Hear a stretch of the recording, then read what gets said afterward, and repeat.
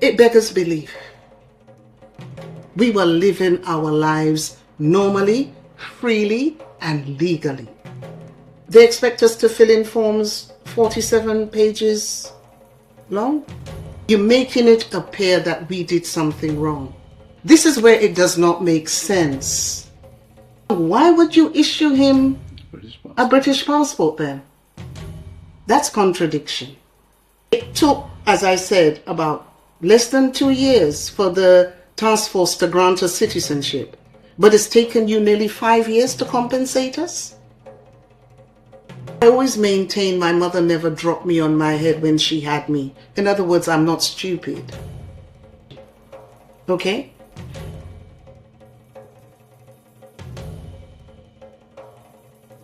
So far in our special series on the Windrush Scandal's compensation scheme, you've heard how Vanderbilt and Hetticia lost everything they had worked hard for and were forced to leave the country as a result of the Home Office's actions.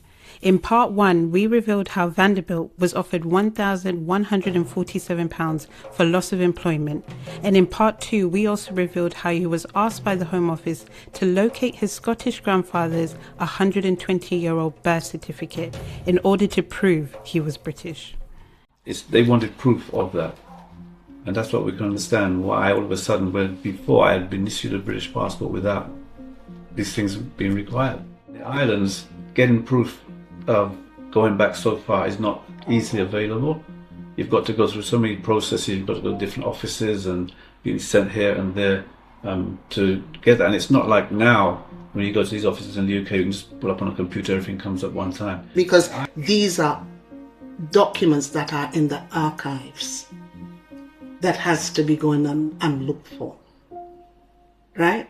And it beggars belief. When Vanderbilt was asked to provide his grandfather's birth certificate in order to keep his passport in 2001, the couple questioned why the Home Office requested this specific document, which would have been incredibly difficult to locate. The cruel irony of the situation was that the same year Vanderbilt had been denied a British passport renewal, which then forced him to leave the country, was the same year his father was registered as a British citizen, an incredibly significant detail which could have changed the course of Vanderbilt's life, which he also believes that the Home Office would have been able to look up in this system. Do you think they spoke to him about, because Vaughan never met his grandfather. His grandfather died when his father was just 3 years old. Because his father, we call him Pops. Pops was born in 1925. And his grandfather died in 1928. So Pops was only 3 years old when his father died. His father didn't even know his own father. So Vaughan did not know his grandfather. But they wanted you to get the grandfather's information, not the father's information. Right? Successive governments have said they recognise the wrongdoing by the Home Office when it comes to the Windrush scandal. But when it comes to compensation, that is when hurdles appear, and the couple say they feel the very same wrongdoing is then used to justify denying compensation. Hetticia and Vanderbilt were denied compensation a total of 8 times, with the Home Office stating that one of the reasons they could not claim was because Commonwealth countries, Barbados and St. Lucia, had gained independence. However, in the couple's subject access request seen by the community reporter, the Home Office's own task force says that they did not lose their status and even issued Vanderbilt a passport for 6 months in 2001. This is where it does not make sense. If you are saying that in 1979, when St. Lucia gained independence on the 22nd of February, then that he lost everything, in 2001, why would you issue him a British passport then? They're even contradicting their own department, because one is saying we did not lose and the compensation is saying we lost. That's contradiction. Okay? It took, as I said, about less than 2 years for the task force to grant us citizenship, but it's taken you nearly 5 years to compensate us? The couple says that the process of applying for compensation requires legal representation. They even launched a petition urging the government to grant it, which has garnered nearly 20,000 signatures. But unlike other compensation schemes such as the post office scandal and the infected blood scandal, Windrush compensation claimants are not entitled to legal representation, a decision which people affected by the scandal have labelled as racist. However, the government says that its Windrush Compensation Advocacy Support Fund is providing $1.5 million over 3 years in grant funding to support people who need additional help when applying to the Windrush Compensation Scheme. However, Hetticia and Vanderbilt say that the groups that receive the funding do not have the legal knowledge required. They believe the money given to those groups should be put towards legal representation. They expect people my age, I'm 70, pushing 71, and they expect us to fill in forms 47 pages long. And even when you fill it in and you give them the advice, the information, they're still not taking it seriously. We need lawyers to submit these claims. Other than that, because if I always maintain my mother never dropped me on my head when she had me. In other words, I'm not stupid, right? And as a result of that, if I have submitted and sought and looked for evidence to prove our rights here in the UK, what about those persons that are not so fortunate, that cannot help themselves? I thank God because we had people like Van Ferguson from Southwark Law Centre, who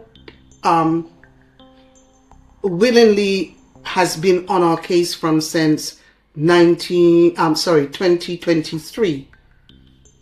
And he has submitted our case to the compensation scheme, and they're still giving us a runaround. And we have a lawyer. Can you imagine persons that don't have a lawyer? A report from the National Audit's Office found that the Home Office denied compensation for more than half the claims made by victims of the Windrush scandal. Of those who were denied was Vanderbilt McIntosh, and now he and Hetticia say that the Home Office should not be in charge of the scheme after causing the harm. 56% of the claims, less than 9,500 claims according to the report, was submitted. Out of those claims, only less than 4,000, 3,000 plus was awarded. And I'm saying that in those nil awards was my husband as well, because he didn't get an award not until February. And we still now, we went to, and it's the constant delays. This should not be taking so long to right the wrongs for something that you have done. You're making it appear that we did something wrong. We were living our lives normally, freely, and legally. I believe you cannot cause the harm, and you're saying you're righting the wrongs. But from I gave them the benefit of the doubt, I must say. Okay? But what I have been and my husband have been experiencing for going on 5 years now, it should not have taken. The Home Office is professing to do, they're not actually not doing. And I think that's where a lot of people are getting disillusioned and giving up, because they're not really giving you the chance to express yourselves. And having to be refused time and time again is traumatic, because you have to go through the whole thing over and over again that we've been through. And I think it's just unfair. For 40 years, Hetticia and Vanderbilt have had their lives torn apart by the Home Office. From Vanderbilt losing his job after being denied renewal, losing their home, being forced to uproot their family, and then to move to a country they didn't know. They've endured being granted a British passport only to be asked to locate a century-old document in order to keep it.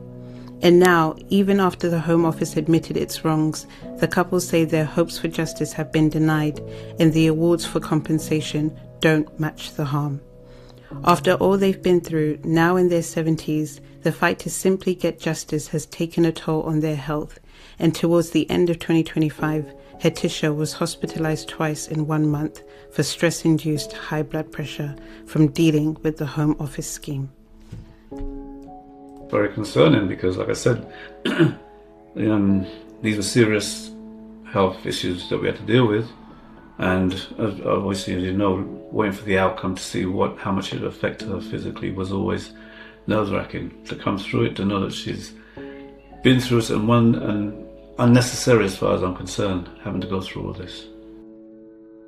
I had to do a heart stress test as well this year in February and see under the cardiologist. And all of that is just down to the stress with the Home Office. So it has taken on my physical health, my emotional and my mental health.